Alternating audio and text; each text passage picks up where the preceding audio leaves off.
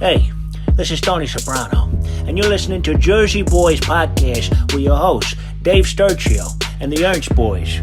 I mean, I could give a shit about the Cowboys. We're in New Jersey. These guys got balls being Cowboys fans in Jersey. Anyways, enjoy. Or whatever. How about this, Cowboys? Yeah!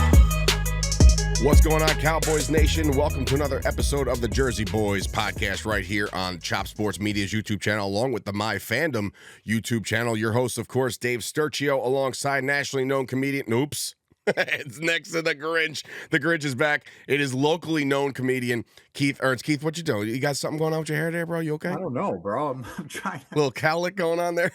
Go ahead. Whatever. Anyway, Bret is on assignment right now, a.k.a. he is promoting his brand new special over in New York City right now. I got a chance to watch it. Keith, you watched it. Obviously, I loved it. And that's another thing. I'm Bret saying, like, I'm trying to, like, give him a positive feedback on the production of the whole thing, because I thought it had a cool look. You had the background, the cage, and all this other shit. Yeah. And he's like, was it funny? And I'm like, what the fuck? What do you mean it wasn't funny? Of course it was funny. I was just trying to give him an extra, something extra. Absolutely. No, you're just giving him in other words, you already know what you're going to say. It's funny. Right. So you're just trying to give him another aspect. Sure. A different perspective. Christ almighty, take a compliment. what, and it's called Uncaged. Yes. And it is, it's available on YouTube right now. Bret has posted it all over his social media, so go check it out. Give a nice, kind review to it, like it, do all the stuff you're supposed to do on YouTube. But this is the Jersey Boyz Podcast, coming off of a solid non-loss week. I know you feel good about that. I know I do. There was no loss to be had for the Dallas Cowboys as they're coming off a bye. But now it's that age-old rivalry that we always kind of circle back to. I feel like we play the 49ers every year for whatever reason. I don't know why. I don't know how the schedule plays out, but that's where we're at. It's 49er week. There's a lot to discuss, but I guess, Keith, your first takeaways from week 7 in the NFL, considering we didn't play, was there anything that kind of stood out to you that kind of were like, oh, like just something that kind of, rubbed you either the right or wrong way? Yeah. Confidence. When I say that has nothing to do with Cowboys or Cowboy fans, by the way. Oh, okay. I'm just speaking in general, because I see that happening gradually to the Washington Redskins right now. Because you could just see them believing themselves, and that helps a lot. Because you've seen this happen with teams where you don't know if they're that good, and then all of a sudden, when they really start believing themselves and you're a decent team, whether you're decent or spectacular, confidence can push you a long way. And one team that stands out in my mind is that Carolina Panther team with Cam Newton, when they went like 15-1 or whatever it was. Correct. Or 14-2, whatever. But they weren't even that good, but as the season went on, they started to believe themselves, and before you knew it, they were blowing people out. Right. And my point, look what happened the next season to them. Nothing. Zero. They didn't even make the playoffs.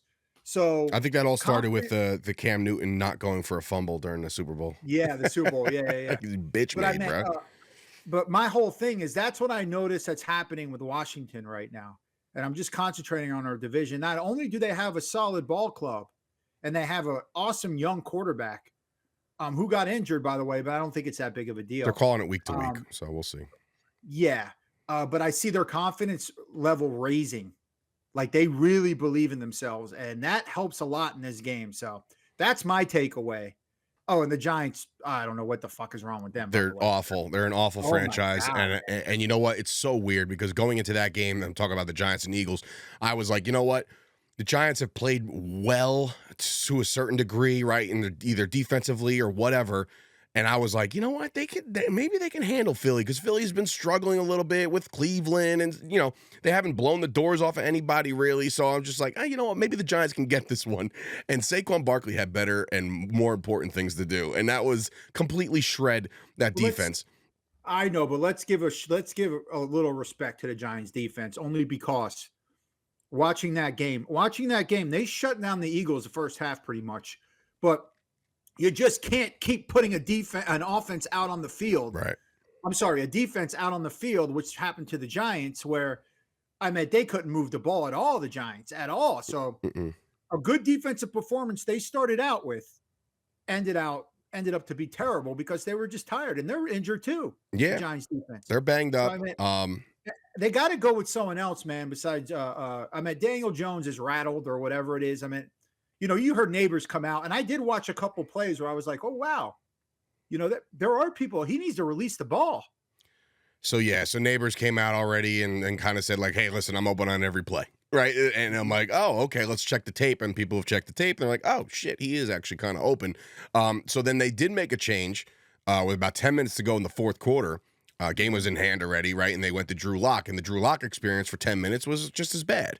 And it's like, okay, so now what do you do? So now you got the people talking. Our paisans are talking that there might be one saving grace to this Giants season to at least get the fans interested in a Giants game. And we're talking about Mr. Tommy DeVito. So there could be a chance for DeVito to march back into MetLife and resurrect at least the fan base. Because, like I said, I got my tickets to the Cowboys game to a season ticket holder who said, I'm done. And that was halftime of game 1 against Minnesota. So they either saw the writing on the wall or they're just like, this is a waste. I wasted all my money, blah, blah, blah. But hey, you get Mr. Cutlets out there again and the ESPN coverage and bring his agent out of retirement and all this other shit. You might get some coverage for the Giants, but as far as wins are concerned, I don't know. I don't know as far as they're concerned. But this is, and I don't want to spend too much time talking about the Giants, but it is the NFC East, and we didn't play this weekend. But one thing I would consider just as a coach is just be quick, man. Like you have really quick routes. If Tommy goes in or whoever it is, and let me say, it's okay to bench Daniel Jones. Yeah, thank you. Daniel Jones. It's okay. It's okay. I wanted to call him Danny Dimes. I'm like, no, he doesn't deserve that name right now. So that's what made me forget his name. But it's okay to bench him because sometimes that helps too. Sure. You bench a guy and you bring him back 2 weeks later or whatever, and then he's observed the field. Well, he's seen. Do you want to know why I think he was benched? Because there is a clause in his contract in which if he gets hurt, he gets everything. So let's, pump the brakes. The Giants are being smart about this. And they're like, oh, wait, you're about to get, run out of town against Philadelphia. And then next week, I believe you have a Monday night game, which, by the way, I'm also ESPN trying to be like, just tune in to Troy Aikman and Joe Buck. See the girl that in the commercial, she's like, 2 storied franchises. Right? No, what's you're better? Just showing like, oh, dude, what's gonna happen? Oh, this is gonna be a crazy game. No, it's not. No, what's better is how they're trying to promote the Giants to play in Munich, Germany against the Carolina Panthers. And I'm like, holy shit. I was like, and normally like on those games, I'm like, yeah, man, I'll get up at 9:00, make myself some breakfast, put the coffee on and watch some football. That is gonna be the most unwatchable game of the season. I can't even look. I digress with the Giants. Fuck the Giants. Who cares about them? As far as the Washington Commander Redskins, I will say, yeah, they're playing good football right now at a time that they should be playing good football. Dan Quinn is motivated. He's got half the fucking Cowboys defensive roster over there. Our main guy is doing Dante Fowler Jr. is having himself a fucking fantastic start to his season, which I'm us for just letting him walk out the door. It is what it is. I'm not going to go crazy over Washington just yet. I understand they're putting up points, but just keep in mind of who they're playing. And, you can only beat that drum so many times, but they did just beat up on Carolina, and Marcus Mariota went out and tore him up as well. So when Jaden Daniels went down, they had an answer. So Jaden Daniels might miss some time. They're saying it's week to week. We'll see. But now is the time. And again, I want to just kind of segue into the Cowboys being 3-3. They did not take a loss this week. I said it tongue-in-cheek joking before, but it's true. We're still a 500 ball club right now, heading into the San Francisco 49er game. But, Keith, I know you don't scour Twitter like I do, right? I get in some heated arguments over on Twitter. But the one thing I want to say is what the Cowboys Twitter seems to be saying is that 3-3 is basically 0-6. Do you feel that way with this team? Like even our wins aren't enough to convince you that this season is a wash at this point. 6 games in. I brought this up. Earlier in our text. at least nobody can say that we haven't beaten a good team. Beat Steelers. I mean, yeah, they're 5-2, man. One of those 2 losses against us in Pittsburgh. Right. So without Micah Parsons, without DeMarcus Lawrence, so, I mean, look, I say when you look at these teams, you have your KCs, you have your Baltimores, and then you have right now in the NFC, you have Detroit. I meant, Minnesota, maybe Washington, maybe Green Bay. Maybe Green Bay is on the rise again. They're 5-2. That's what I mean, though. I meant a lot of those teams aren't like standing out like KC and Baltimore. Yeah, I mean, my dad said that this week. He's like, man, if there was ever a year that the NFC just felt like it was wide open, like it was for the taking, it feels like it's this year, even if there are teams that are doing good things like the Detroit Lions and Philadelphia early, but even Philly looks like they're struggling a bit. No. Philly, no, I would say my top 2 teams right now in the NFC are Detroit and Washington. You're putting Washington there. Absolutely. Even though they're not really beating anybody of note. But you say that, but I don't know. Who do they have to beat? Like who? I mean, I can pull it up. I know, but I meant the teams that they're beat. I mean, they're not just beating. Yes, I understand.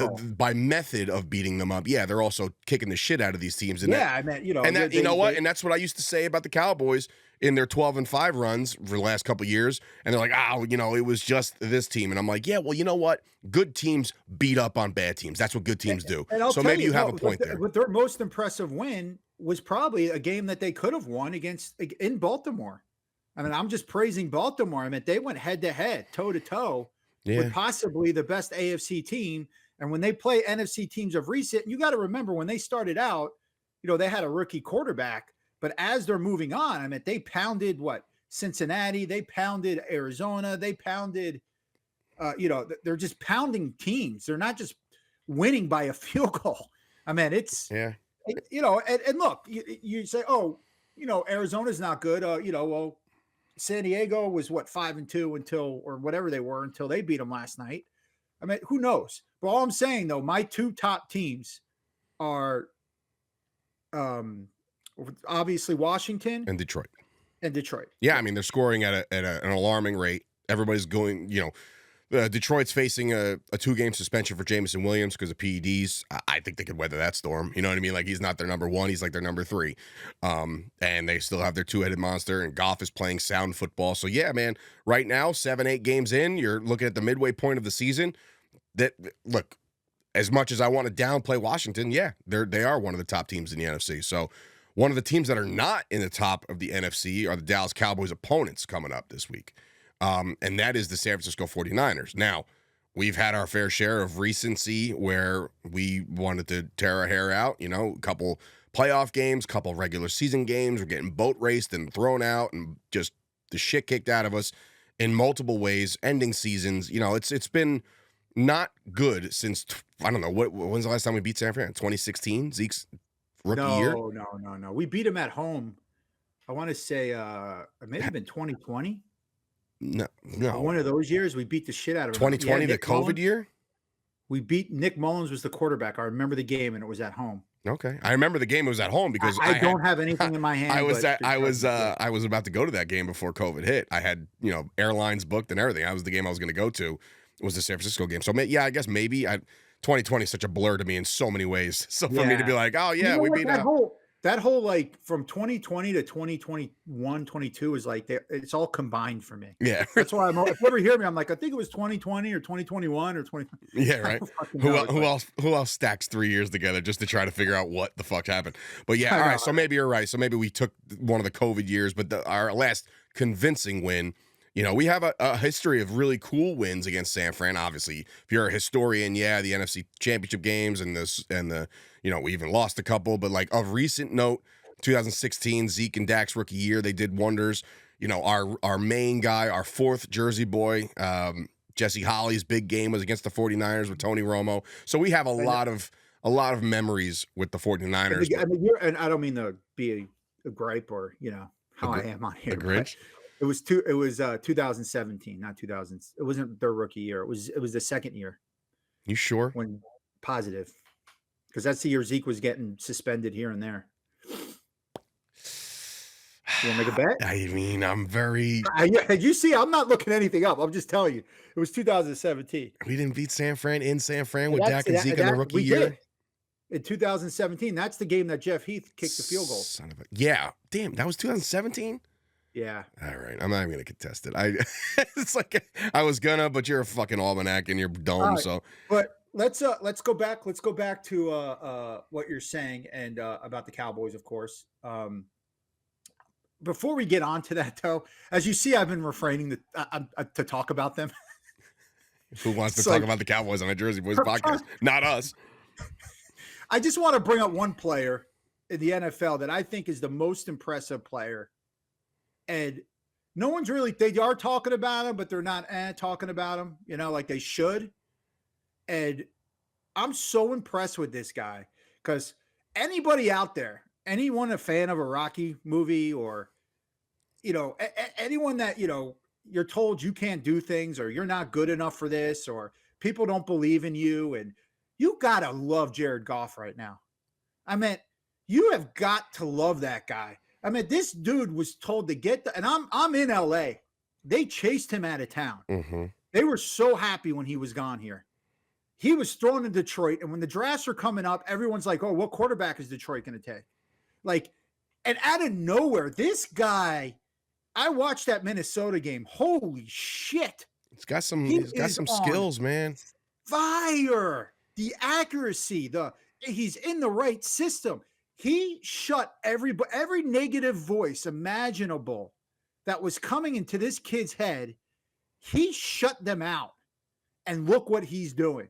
I'm so impressed. Can I tell you what I think he's the best at? What's that? Can I tell you what I think he's the best at in the NFL? What's that? Play action.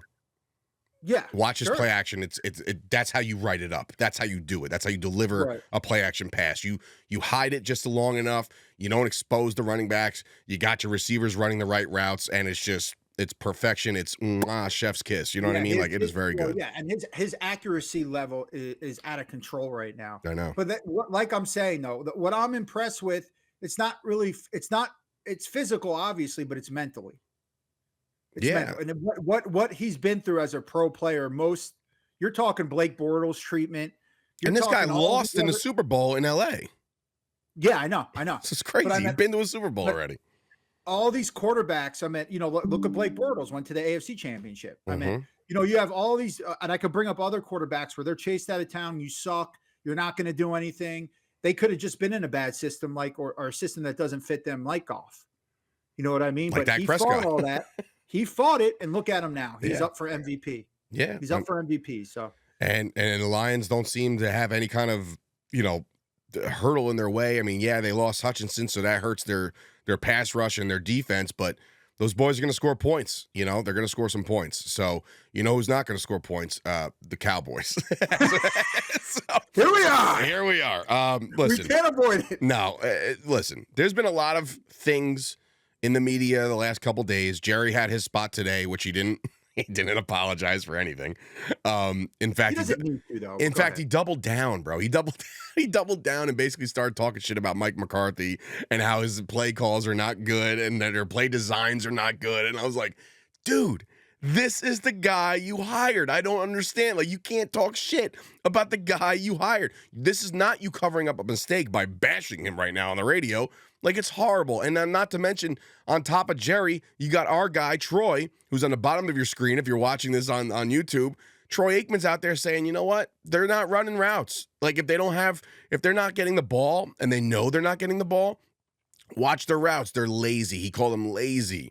And then, of course, you got the players responding right now. Cavante Turpin, he's not in our clubhouse. We love each other, blah, blah, blah. And look, I've seen it. There's definitely plays. Look, you saw what I said about Trayvon Diggs and his lack of effort, right? I mean, is it the same thing on the offensive side of the ball? Is it the concepts? Is it the drawing up of these plays? Like, you watch other teams in the NFL and it's nauseating, Keith. Like, I watch other teams like Detroit, like Baltimore. There's these fakes, this, that, dump, early, gone. Like, it's just like these concepts are not in the Cowboys' repertoire. So it's like, what are we supposed to what are we supposed to think? You know, like, is it the routes or is it lazy? Like, do you have an opinion one way or another of what you've been seeing in the first 6 weeks of their play? 6 games now logged. Are we running lazy routes? Do we have shitty routes drawn up? Do we have shitty personnel? Like, what are you seeing out of what we got? Well, I would say, let's going back to Jerry Jones and Troy Aikman. Troy Aikman, obviously, you know, he's fed up. He's fed up. I would trust. What's that? He's fed up. I mean, Troy is fed up. No, but I would trust his opinion and what he has to say over Jerry Jones any fucking day of the week. 100%. Not only is he, one of the best analysts, but he's a Hall of Fame awesome quarterback. I don't have to tell people on that listen to this show, but what I will say about Troy is maybe he saw 1 or 2 plays where someone took a route off, and he's assuming that it happens all the time. I don't think he's watching every Dallas Cowboy game because he's a busy man. You know what I mean? So yeah. I think that might have something to do with it. And as far as Jerry goes, he needs to stop on the radio show. He needs to stop. It'll never happen. He's getting old. He's throwing negativity into the locker room, which is my biggest concern. I meant saying things like, oh, Derrick Henry wouldn't do good in this system. Yeah, like, dude, come on. Which I agree. I said that in a text to you guys. I said, or maybe on the show, where I was like, I don't know if he would have done as well with us as he is doing with everyone else, the way we run our offense. That might be true. Who knows? There might be some truth to it. Shut the fuck up. So what are you saying? So what are you saying about our system then? It's broke. Like, yeah, like, I mean, it doesn't even. He's just saying things that aren't adding up, and all it is doing is releasing negative energy and vibes into our locker room where everyone's bickering, questions we don't need. Our players don't need to answer. Our players should be answering questions for the upcoming game, not what our senile fucking owner is saying on a radio show on Tuesday. You know what's crazy though about Jerry, besides everything, is that you know how we're like, oh, there's no other owners doing this, right? Doing these radio spots, right? And that could be true. I don't know everybody's media, right? But like, there's no other GMs doing this either. It's always the head coach and the coordinators. Those are the guys you got to talk to about what's been going on with the team, what's going on behind the scenes. Yeah. The GMs are responsible for signing the players and putting the talent on the field. If that's what Jerry's job is and was and will ever, forever will be, that's your job, Jerry. Like, you don't get to just, and again, he owns the world. I get it. He loves to hear himself talk, but like to put yourself on the radio every week and then last week with the like, I'm humbled. Like, shut the fuck up, Jerry. Like, nobody's fucking humble anymore. Like, we're getting our shit kicked out of us every so often, right? And specifically at home. And now we have a game coming up on the road where I just wish there was no bulletin board shit. Just let's see what we can do, because yesterday, the breaking news out of Adam Schefter, we all saw what happened. Brandon Ayuk, torn ACL and MCL, out for the year. Deebo Samuel now dealing with pneumonia. You can't fuck around with pneumonia, right? And water on your lungs. Can't do that as an NFL athlete. He might be out. George Kittle dealing with a foot. The Jennings, their other guy, their third receiver, he's dealing with an injury. CMC will not be returning for this game.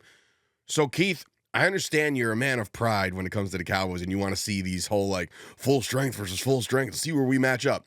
Miss me with that. I'm that. Give me the fucking limping in 49ers against the Cowboys, who are still hampered by injuries. But give me that matchup, because if that's the only way we can beat this fucking team, then so be it. I don't care about any of their injuries. I'm not feeling bad.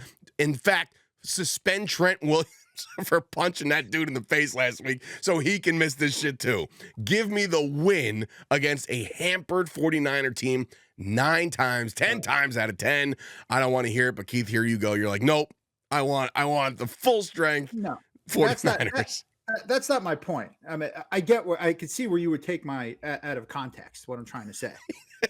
What I'm trying to say is, so, all right, here's my question to you. We don't stack up against the 49ers. No. We just don't. No, here's my question. My whole thing is, though, I'm tired of being mediocre. Sure. I'm tired of just making it to a divisional playoff. I'm tired of that. And when I hear other Cowboy fans like yourself say things like, oh, well, they don't have that player and they don't have this player, now we can maybe win. That's great. Let's get a weekly trophy for us. What I'm trying to say is, well, hold on, let me finish. What I'm trying to say is, I'll take the win, and I'm fine with it.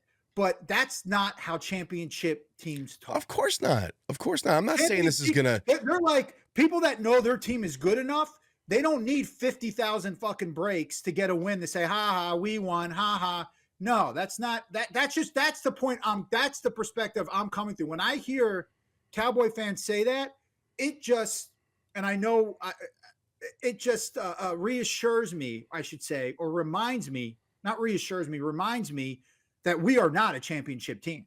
We are not. But that's the thing though. Bro, I told you this already. When we were 1-15, I still in my stupid head thought in week 12 we could make the playoffs.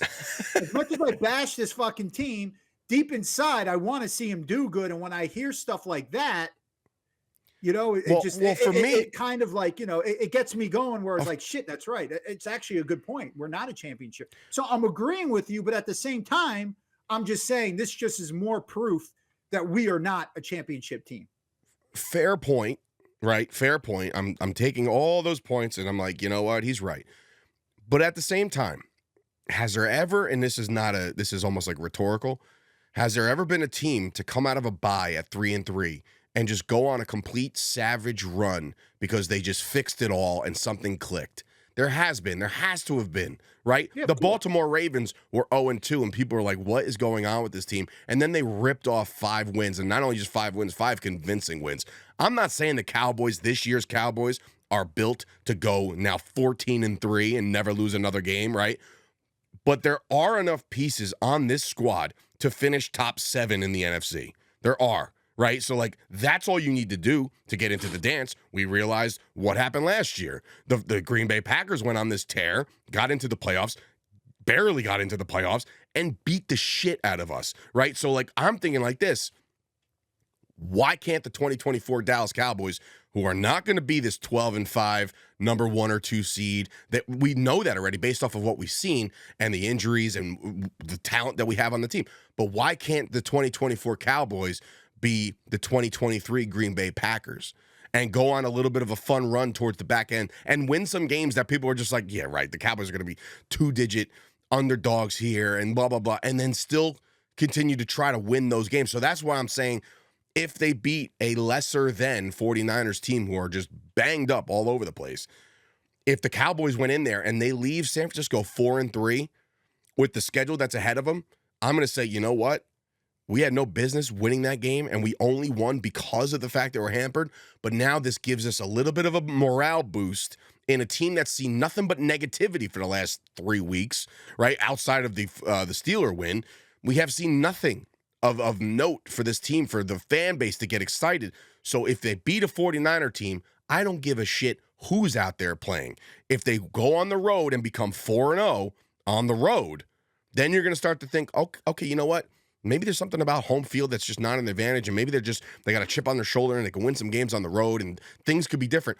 What I'm saying is get me a 10-7 team, get me a 9-8 team into the playoffs, but scratch and crawl to get there and have these low expectations, because right now, the last 3 years, how many times we were like picking and choosing who we wanted to play?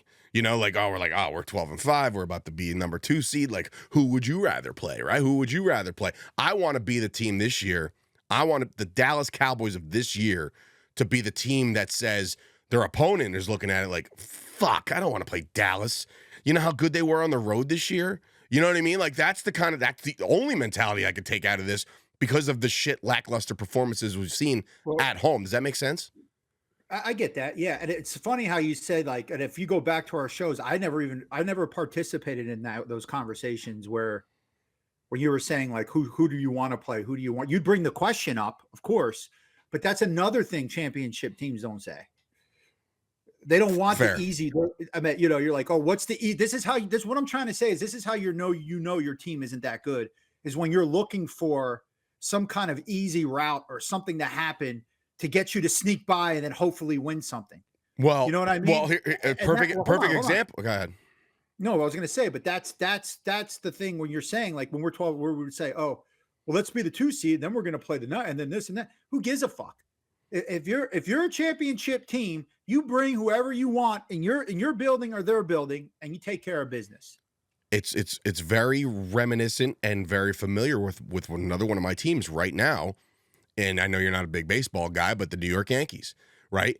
Not in the path of the Yankees this year, where teams that have been our historic bugaboos, as you know, I love that word. The Astros got bounced. The Baltimore Orioles got bounced. Then they had to deal with the Kansas City Royals, who were like a go get 'em kid. Let's see what you got. And they took us to the limit at some points, but then the Cleveland Guardians, like all of a sudden, like they're not that great, right? But they're gonna take you to the limit at some point. And now you got the Dodgers, right? And the Yankees fans are like, oh shit, you know what I mean? Like we had all this fun getting there, right? Because I didn't give a shit how we got there. I'm like, oh wait, you're telling me we don't got to deal with the fucking Astros again? Wonderful. The Red Sox are not relevant, even better, right? So that's what I'm saying with the Cowboys is that I want them to be that little engine that could right now, because right now they're not built to be the juggernaut team that the team is going to all of a sudden just jump off the charts and say like, hey, you know, ever since the bye, the Cowboys are 5-0 and they're 8-3 on the year. Like, I don't see that happening. I see us just get us in some games right now. Well, I get it, and it's like, you know, I don't even know if we have an engine. I mean, I'm just saying, I get where you're coming from. I get where you're coming from, but I mean, these lickings we're getting, these beatings we're getting. They're humbling. I mean, it's bad. We know it is. I mean, it's not. There's. I mean, that Detroit game was just fucking. And you put Detroit. You put Detroit at the top of the NFC, and now Baltimore's at the top of the AFC. Mm-hmm. The Saints game is anything, but I can't really figure that one out. Okay, what the Saints? Well, I can't figure out what happened there. They lost their quarterback, right? I can figure out. I can tell you exactly what happened. We couldn't stop the fucking run.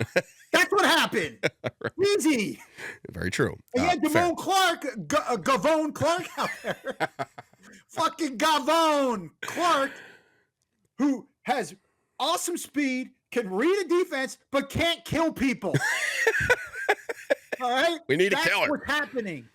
That's so funny. We want to go. Let's move on. Let's move on. And I'll say this to him. I don't give a fuck if Nyuk isn't playing receiver. That's Brandon Ayuk, by the way. If Samuel's out, if fucking Purdy's out, I don't care who the hell is on that offense. If they have an NFL running back that they even bring up from the practice squad, okay, we're in fucking trouble. Yeah, well, Jordan Mason looks pretty goddamn good. If we do not clean up our linebackers, okay, and our D-line to a certain extent, starting with Gavone Clark. Damone, whatever. Sorry, Damone, Gavone, whatever. Gavone, yeah. Starting with him. And you know, you're talking. It doesn't matter. It doesn't fucking matter. It's like our run defense is atrocious. It's like your argument with the time of possession. Like, did we win time of possession? And then we're like, yeah, we did. Well, that's why we won the game, right? But now it's like, hey, did we win this game? How many snaps did Gavone Clark get?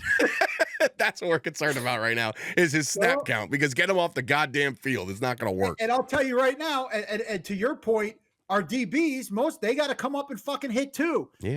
We got to have, you know, one of my favorite Dallas Cowboys of the past, believe it or not the past, of more recent, was Barry Church, because he'd come in and he lay wood on you. We got to have, I know Donovan Wilson, you know, he was doing that for us, but we already know we're scarce at D-line. Our linebackers need to step up. I'm hoping to God Kendricks gets in there. If he's not there, I do not want to see Clark in there, guys. I know I keep bringing it up, but I can't tell you. He had one decent play, and last game where I told you where he went through the line, he pushed the guy, and it's like he should have destroyed that guy, destroyed him. Yeah, well, okay, but that just shows you. Even he doesn't make the tough tackles. We need that. We need that middle linebacker. We need that guy, and if he's not there, I don't care who the running back is for the 49ers. Because that's what they're going to do, guys. Everyone knows. As Jesse Hawley said in the first show with Cleveland, and Cleveland didn't do it, they're just going to run. They're going to run, and they're going to run, and they're going to run. And the thing about Purdy, if that people don't realize either, is Purdy's not the prettiest quarterback. Good play. But I will say this about Purdy. He can move. He can get around. He'll find an open receiver. And there's still NFL receivers out there. So if you can establish the run, If you can establish a run in the NFL, which seems every NFL team can do that against the Dallas Cowboys, if you can establish the run, trust me, Purdy will hit that practice squad wide receiver somewhere down the line. You want to listen? I'm not a gambling guy. I know Brett's better on that, and you dabble a little bit. But if you want a prop bet to put in this week, it will be Ricky Percival's, whatever the fuck his name is, his first touchdown of the season, and they're just going to run the story of like, just 7 weeks ago, the guy was shot in the chest, and now he's scoring against the Dallas Cowboys. Guess what? Bank on that shit. Please put it down and tell them that I sent you. But no, in reality, so look, the Niners are 3-4. They're reeling right now. They are battled with some injuries. So are we. We may get Micah Parsons back. We may get Deron Bland back. That's what the hope is. Tomorrow will dictate a lot more as Wednesday opens up the practice window for everybody because the NFL is soft, and they don't want to practice till midweek of game week. But that's when we're going to find out who's going to be limited, who's going to go. So let's pick this game, and then I got one more topic to cover because I really want you to dive headfirst into it. And it's non-Cowboys related. Let's pick the game. The Cowboys, again, on the road. I believe it's 5.5. Sunday Night Football, which blows. I hate that shit because now it's just, driving home miserable at 11 o'clock at night or some shit like that's going to be brutal. But, Keith, is there a path for the Cowboys to win this game? You pick first. You don't have to worry about Brett bouncing off you. I won't steal your pick because I already have my pick in my head, but I'm going to throw it to you. Yeah. Well, you never steal picks. He does. I know. He won't. And he won't also listen to this. So he won't even know. But go ahead, Keith. Who do you got coming out of Santa Clara on Sunday night?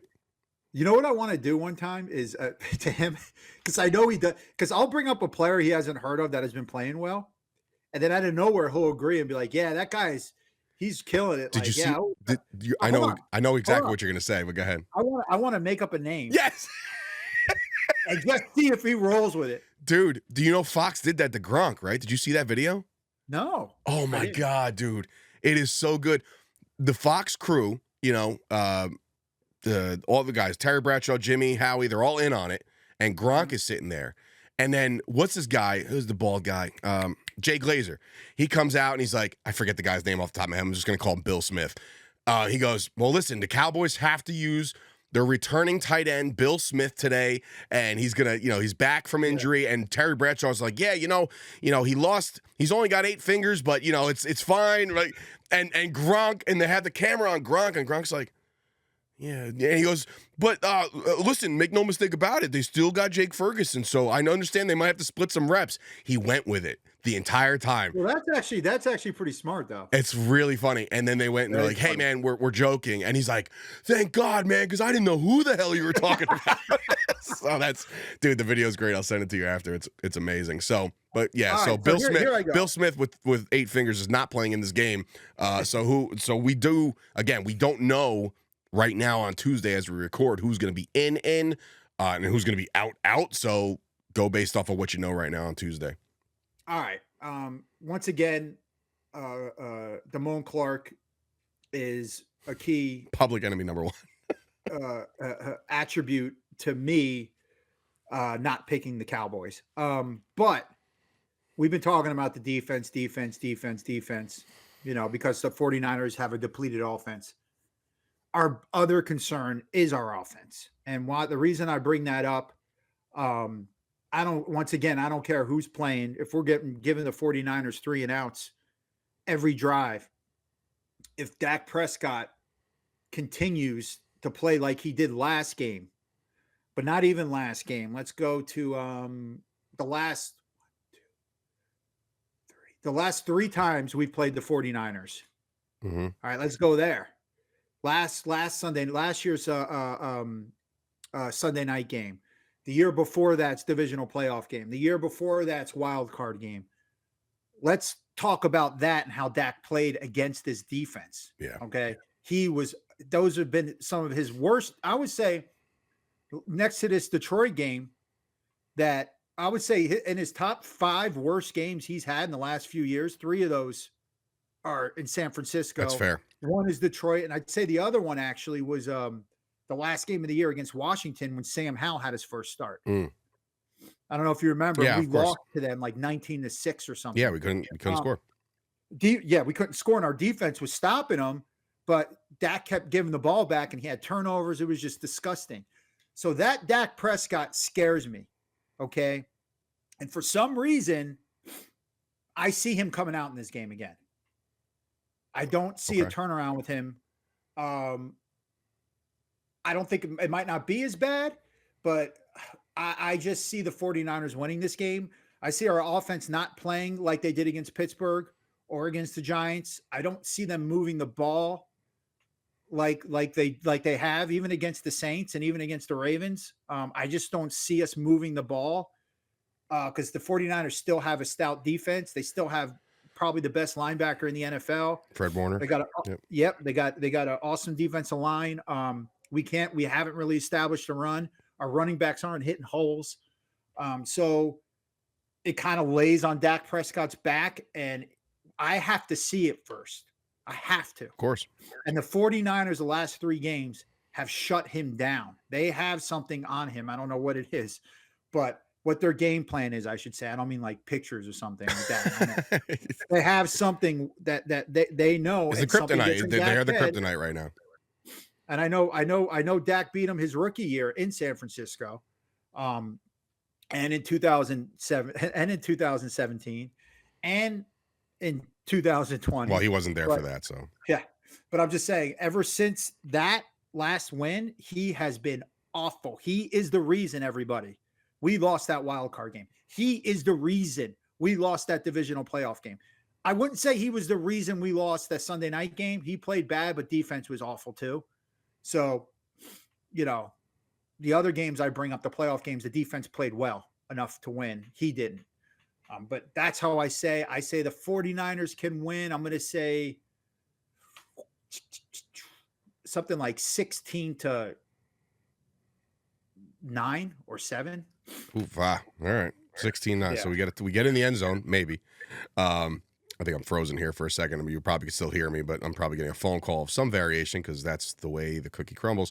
But I will say, for audio purposes, look, this game in particular, I see it differently. And when I say differently, yeah, there's a lot of injuries right now with the 49ers. Yeah, the Cowboys are reeling a little bit on both sides of the ball. Can't stop the run, can't score, right? It's been tough sledding. Historically, off a bye, Mike McCarthy has got his boys to come up, and that's the truth. I'm just blowing smoke. I just know that the Cowboys have done well off a bye. Mike McCarthy in his life has done well off a bye. I know that the bulletin board shit don't really surface with the Cowboys, right? You got a lot of noise from Jerry, a lot of noise from Troy, but the one bulletin board thing that I want to bring up is George fucking Kittle's shirt last year with his Fuck Dallas t-shirt underneath with the 3 touchdowns when he went off. If that don't chap you, if you were here last year, as far as personnel, if that don't chap you and get you pumped to get out there and give your best foot, then I don't know what to tell you. Because if they are hampered, if the 49ers are hampered, all these offensive weapons, and you don't expect them to perform well offensively because of the fact that they're just, up to their 3rd, 4th receiver, their 2nd and 3rd running back, right? Maybe there's something with Trent. I don't know. But what I will say is the Cowboys off a bye with knowing that we're not going to see a championship caliber team against us, it plays into the hands of the Cowboys to get a win here on the road. How they get there, I'm telling you right now, it ain't going to be the running game. It's not. It's going to have to be Superman putting his cape on. It's going to have to be Dak Prescott, and it's going to have to be the emergence of the 2024 version of CeeDee Lamb. We have not seen it yet. That connection is not there yet. Is it going to happen on a big stage on Sunday Night Football? That's the hope. I'm not saying it's going to happen.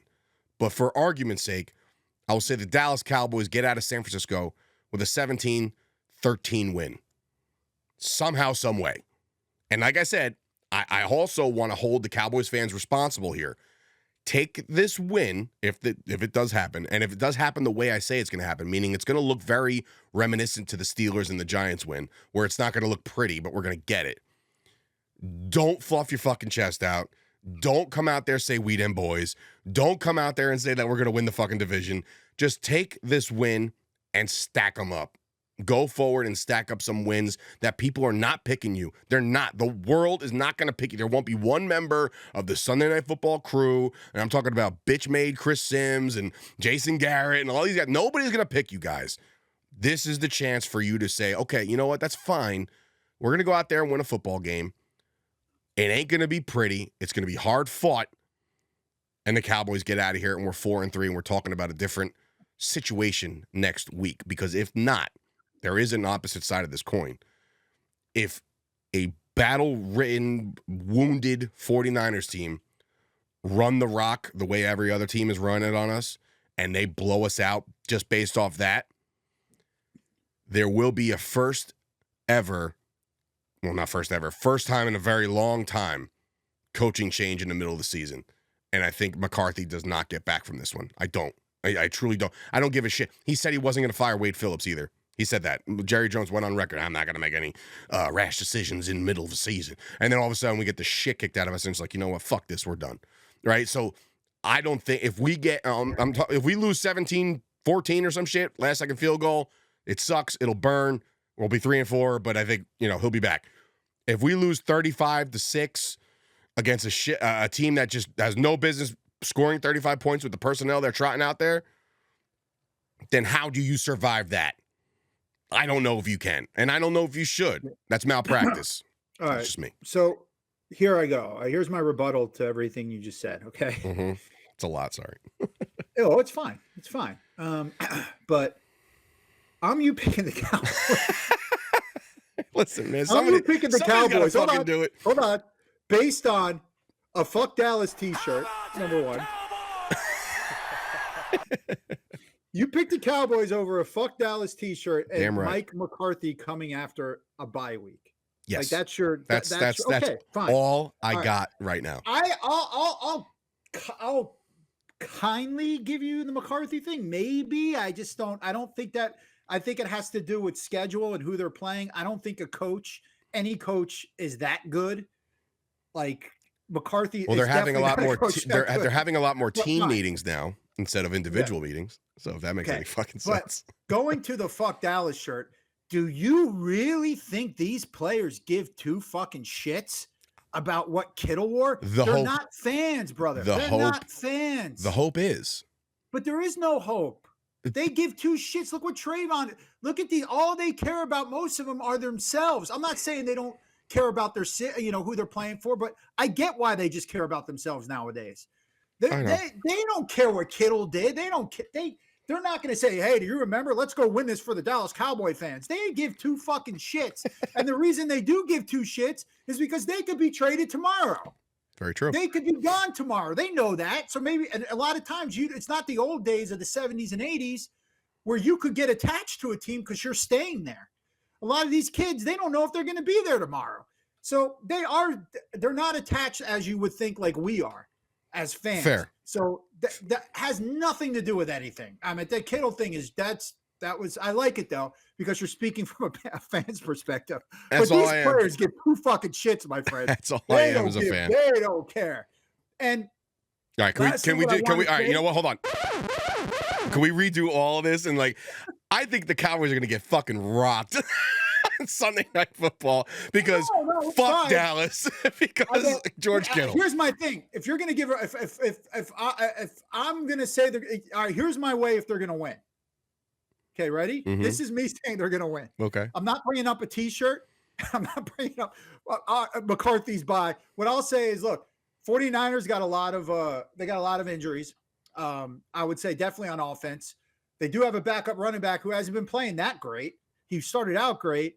Damone Clark, I'm guessing he's not going to have a lot of snaps. And I think our linebackers and defense are going to step up. On the flip side, I think Dak, he'll have some 3 and outs, but he'll have a drive or two where it's convincing.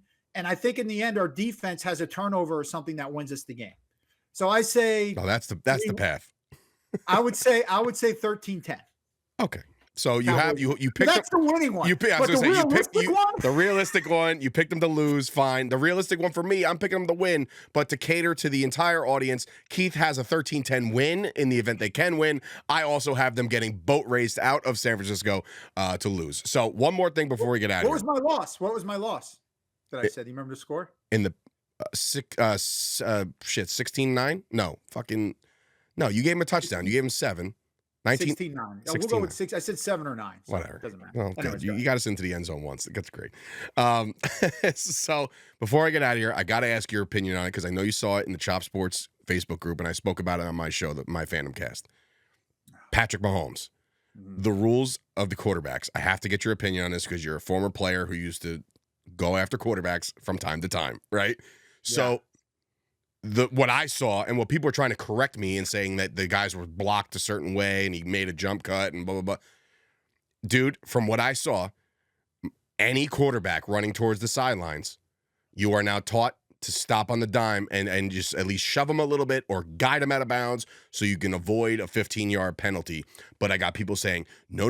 Once they're out of the pocket, they're running backs. That is not true to me. That is not true to me because if you're Patrick Mahomes and you're on the sidelines and you get thrown into the bench, there will be a 15-yard penalty. How do we fix that problem, Keith? Because these guys are being taught to hold up and not crack these guys' fucking heads open. Right. Like, what do we do? So I think if how you do this from a referee's perspective, and it's very easy to see, and it can be reviewed or maybe even challenged by a coach. Sure. And it's not only, I not only have seen it on the sideline, I've seen quarterbacks do it just running, where they act like they're going to slide. Oh, Josh Allen did it last year. Yeah.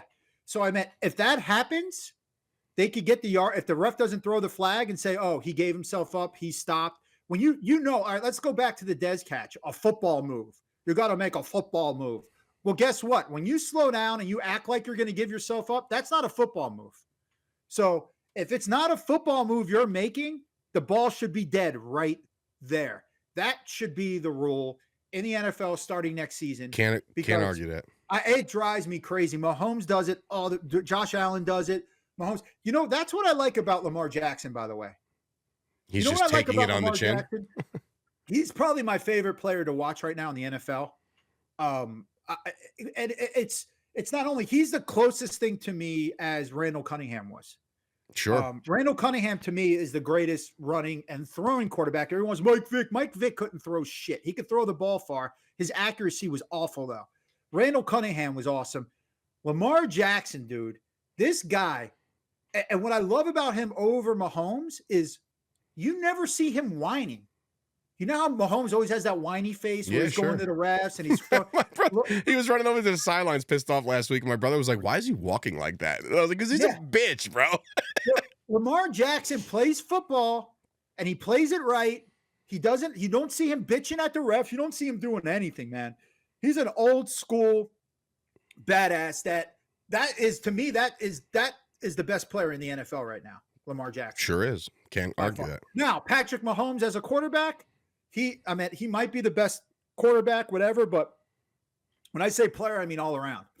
You don't see him bitching. You don't see him doing anything. Mahomes, he bitches all the fucking time. He does his little sneaky shit. But yeah, he's obviously probably the best quarterback. But no, this is you get where I'm going. This is what drives me nuts when he does this. That just means that you want get the play in, man. Get the play in. or when he fakes the ankle injury, and then he takes off running. Yeah, and he hobbles for another day. And oh man, he might be down for the year, and he comes out and just does a Michael Jordan Air Jordan thing. It's like, dude, come on, this guy sucks. Anyway, Chiefs suck. Fuck them. Anyway, that'll do it for this episode of the Jersey Boyz Podcast. Keith has the 49ers winning. I have the Cowboys somehow gutting one out. We'll put out. I guess Brett, it's hard to say what Brett would. We probably should have asked him for his pick before he went live on MSG today, by the way, Hollywood. But yeah, so I'm sure he's going to say on paper we should win because of the injuries. No, he's going to take the Cowboys. Okay, we'll just go with that. I think he will. Yeah, we'll see. I know he will. All right, we'll see. All right, but don't say what you do is when you text him, just say, what's your pick? Don't say what my pick was. No, of course not. What, you imagine that's his response? I don't know, man. What did Keith say? Yo, go watch the show. Go be the view that we get on the fucking internet. That would be funny is if he actually, before he answered, he went on the show. He listened to everything I said and he texted it. So it's funny, however long the runtime is on this show, we're like, hey, Brett, what do you got this week? And he waits 48 minutes and he's like, oh, this is how I see it playing out. Anyway, ladies and gentlemen, that is another episode of the Jersey Boyz Podcast. Thank you guys so much for watching and listening. Let's go Cowboys. For the love of God, please right the wrongs right now. And I just, again, I'm speaking from a fan's perspective. Do I have a good feeling about this? No, I don't, but you never know, right? You never know. So take care, everybody. For Dave Sturchio and Keith Ernst, and of course, on behalf of Bret Ernst, this has been another episode of the Jersey Boyz Podcast, and we'll see you guys next week.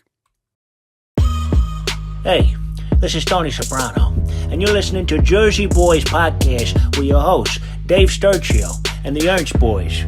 I mean, I could give a shit about the Cowboys. We're in New Jersey. These guys got balls being Cowboys fans in Jersey. Anyways, enjoy. Or whatever. How about them Cowboys?